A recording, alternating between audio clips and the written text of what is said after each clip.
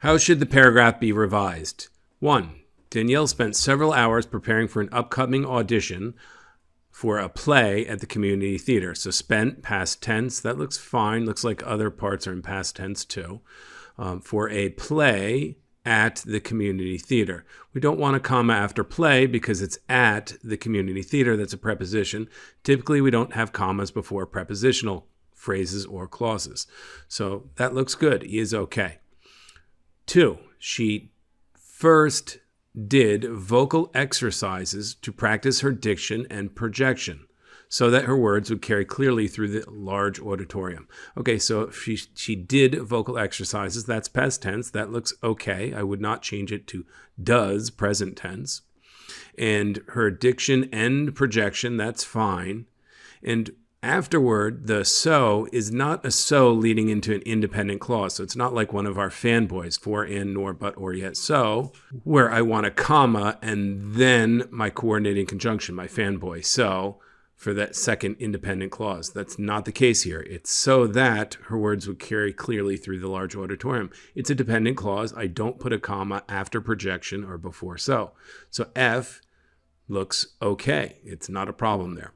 Or I should say the sentence 2 looks okay. F will not be my answer. It does not need to be revised. 3. Then she studies the text of the monologue to better understand the emotions, comma, and motivations of the character she plans to portray. So right away, emotions, comma, and motivations, those are compound nouns. We do not put a comma for the coordinating conjunction and between compound nouns or compound verbs, etc. Okay? The only time we use the comma and is when we're combining independent clauses. It's a special rule. We don't just apply it everywhere.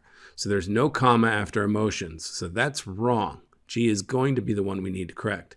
And by the way, she doesn't then studies present tense. She studied. So I do need to change studies to past tense to be consistent with everything else. She studied. Okay? That's our answer. G will be the answer. Let's just check 4, make sure it's okay. Finally, she recited her monologue. So that's consistent. Everything's past tense. No need to make it present tense. In front of a mirror many times, comma, making slight adjustments and improvements to her performance each time.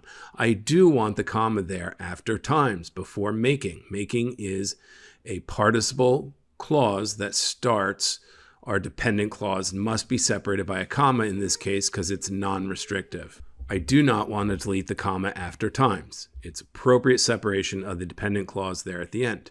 So H is not the answer. Sentence 4 is okay. The correct answer here, or the sentence that needs to be revised, that's incorrect, is sentence 3. G is the answer for 2.